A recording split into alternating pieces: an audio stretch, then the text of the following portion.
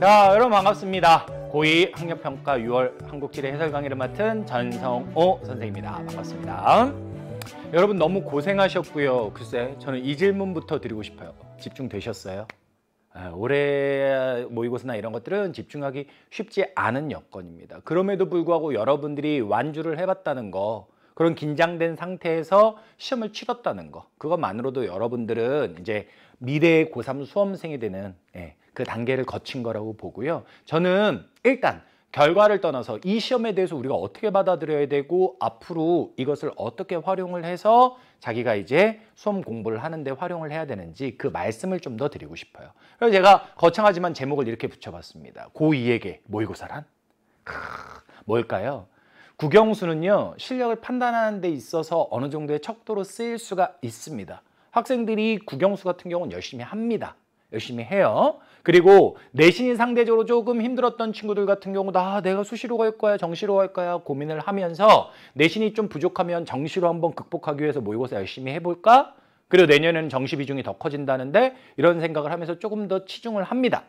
그러나 중요한 건 선생님은 지금 국영수 해설 강의를 하는 거야? 사탐 한국지리 해설 강의를 하는 거야? 사탐 한국지리 해설 강의를 하는 거죠. 예, 고3이 아닌 고2 친구들에게 모의고사, 그것도 사탐은요, 그냥 전초전. 자기에게 어떤 과목이 맞는지, 내 배경 지식을 가지고 풀었을 때 어떤 과목이 기본적인 점수가 잘 나오는지 이걸 확인하는 시험이에요. 그죠? 그래서 제가 결론적인 얘기를 말씀드리자면 어차피 우리가 이 자체를 평가 자체로 크게 목적을 둘 필요는 없는 시험이거든요. 그런데 여기서 이런 친구들이 있어요. 고2 때 봤던 사탐 모의고사 어느 과목 점수 잘 나왔다고 그거 선택하고 그거 안 나왔다고 선택 안 하려는 친구들이 있습니다.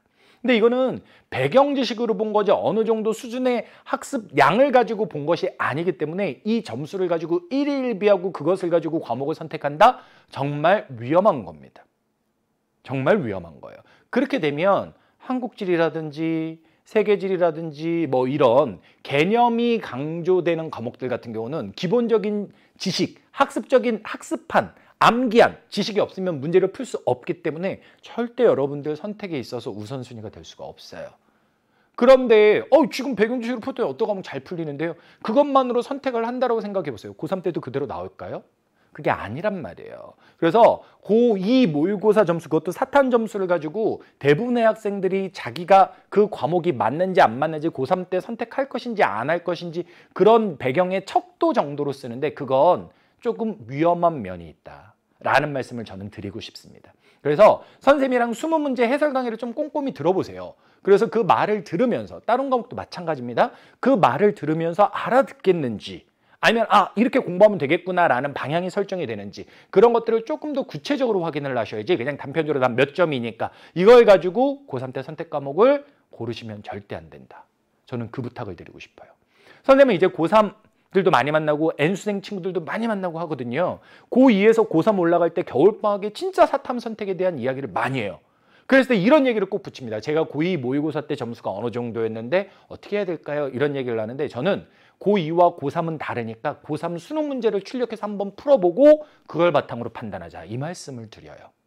왜냐하면 고2 때 모의고사 점수는 그것 자체로 큰 의미를 갖는다기보다는 그냥 기본적인 배경 지식을 얼마나 까먹지 않고 풀었는지 그걸 보여주는 거기 때문에 그렇습니다. 그래서 선생님 경험상 보면 고2 때 잘 나왔다고 고3 때 무조건 잘 나오는 게 아니고요. 고2 때 좀 안 나왔어도 학습 방법을 딱 과목의 특성을 캐치를 해서 해주면 그 친구들의 점수가 더 올라가는 케이스도 많이 봤습니다. 그래서 너무 점수에 일일비하지 말아라. 저는 그 말씀을 꼭 드리고 싶고요. 조금 더 이제 구체적인 문항에 대한 해설은 20문제 해설을 보시고 조금 더 구체적으로 단원을 얘기해 드리면 6월 달에 본 모의고사는 범위가 있었죠. 3단원. 1단원은 고지도나 뭐 위치 이런 거고요. 2단원은 지형이고 3단원은 기후인데 3단원의 기후 일부의 내용까지가 이번에 출제 범위였습니다.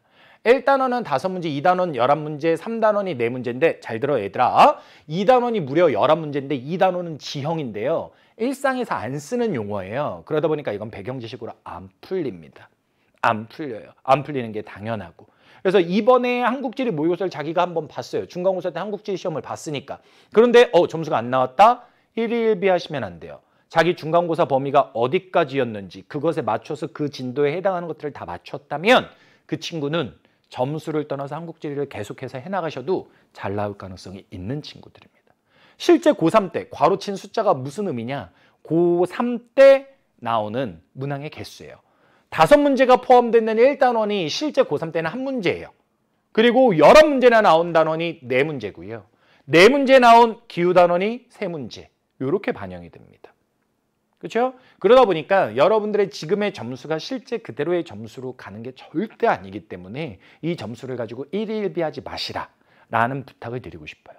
그리고 선생님이 감히 말씀드릴 수 있는 건 이 정도를 여러분들이 해결을 하셨다면 진짜 성의를 갖고 조금 더 열심히 해주면 한국지리 정복할 수 있다라고 말할 수 있는 단원이 문항이 1번, 9번, 16번 문항입니다. 1번, 9번, 16번 문항에 괄호 쳐져 있는 곳 안의 숫자는 1단원의 고난도 문제가 1번이고요. 그리고 기후단원의 고난도 문제가 9번이고요. 그리고 지형단원의 고난도 문제가 16번인데 선생님과 함께 20문제 전체 해설 강의를 들어보시면 아시겠지만 이 문항들은 고난도임과 동시에 고3 실전 유형에도 부합하는 그런 문제라고 보실 수 있겠습니다.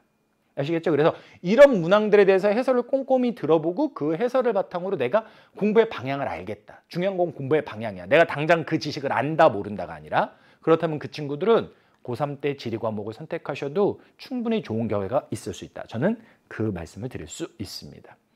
모의고사는요. 특히 고2 모의고사는 모의고사일 뿐이에요. 그러니까 모의란 말이 붙죠.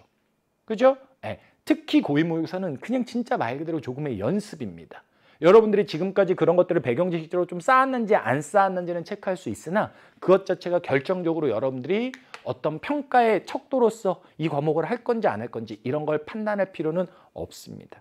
그래서 가능하다면 점수에 일일비하지 마시고요. EBS 등급컷 안내 잘 나왔으니까 보시면 되는데 저는 그것도 중요한 것이 아니라 문항들을 보면서 알아듣겠는지 못 알아듣겠는지 그런 것들을 통해 자기가 지리를 좀 해보면 좋겠다 아니겠다 이런 자기의 나름의 고3 때 사탐 과목의 선택에 기준을 마련하셨으면 좋겠습니다.